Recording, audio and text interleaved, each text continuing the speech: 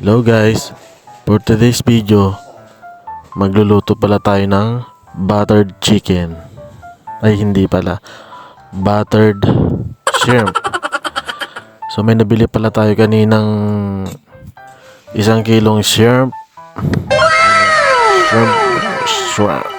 Nabubulol na ako. So yan, binuksan ko na ang ating biniling hipon. At ito'y ating lilinisan. Yan, tatanggalan lang natin siya ng yung dumi niya sa likod. Ano bang tawag doon? Ang galing! Ang galing! Buksan natin ang kanyang. Kumuha pala tayo ng toothpick, ano? So, hindi ko muna tinapon yan pagkatapos ko gamitin kasi alam kong may binili akong hipon. Kaya gagamitin ko siya para panlinis sa hipon. Uy, joke lang yun ha. Bago yan. Marami akong stock. So yan. Binilisan ko ng paglilinis kasi gutom na ako. Mga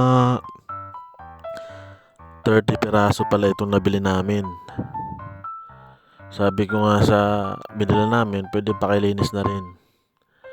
At ang sabi niya, neto, pre. Wala daw kami sa Pilipinas para libre linis. Eh kaya sa Pilipinas, di naman lilinisan to eh. Mahirap kaya linisan. You know, kailangan. So ang paglilinis pala nito guys, sa ulo, yung batok niya pala, tapos pangalawang guhit, doon mo tutusukin siya. Medyo Hindi totoo yan. hindi mo sa Bola lang yan. tapos dahan-dahan lang sa pag-angat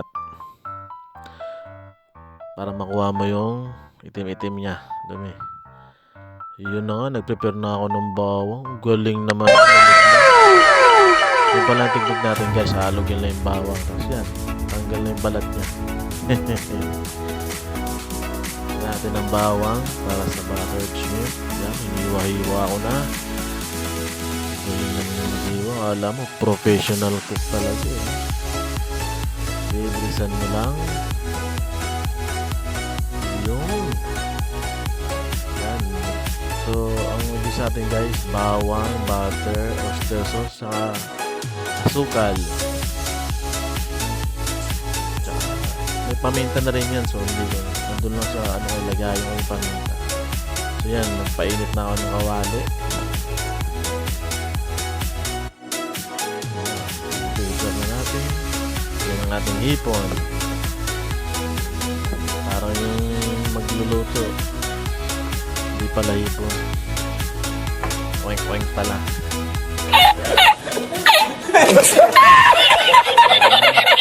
Tira natin kung mainit na para malagyan natin ng butter.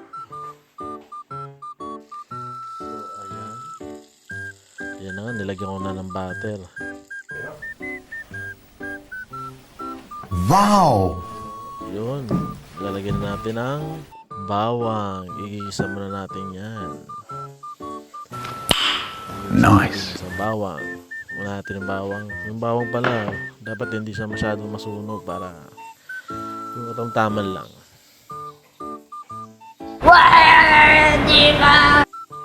Yan, konting halo-halo lang. Konting mekos-mekos lang. Konting mekos-mekos. Ayan.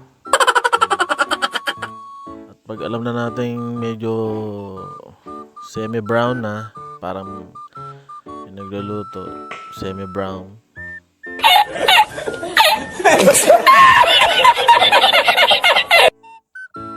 Lagyan natin ng oyster sauce. Medyo katamtama lang muna. Tapos pamintang durog. Tapos konting asukal lang guys. Depende sa inyo sa panlasa. Mamaya malalaman natin. Kasi nilagyan na natin ang hipon. Ayan. Balibag pa rin lang natin. Kasi Kasi hindi pumantay. Pantay natin. Yun, konting alug-alug lang. Yun. Yan ang itsura niya. Balibalik ta rin lang natin. Hinta lang natin siya magkulay. Yun, nagkulay pula na. Ang bilis ang pangyayari. Yan, pag mga ganyang kulay na yan, medyo gusto na yan. Ligpit-ligpit lang tayo. Ligpit-ligpit. Tapos, yan na. Tanan! Luto na ang ating buttered chicken. Yan, pray muna tayo. Magpasalamat. Diyan, kain na. Yun, sira na naman ang diet ni Mang Ed. Oh God, it's so good.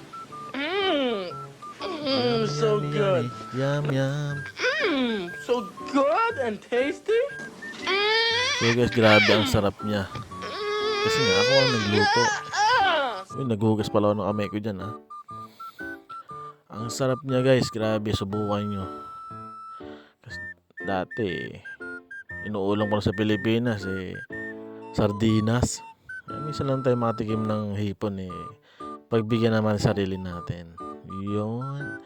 Sira naman ang diet ng mga Ed. Sarap. Ay.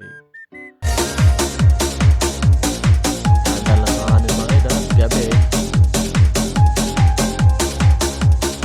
Yung mga tubig. So guys, salamat na marami sa panonood.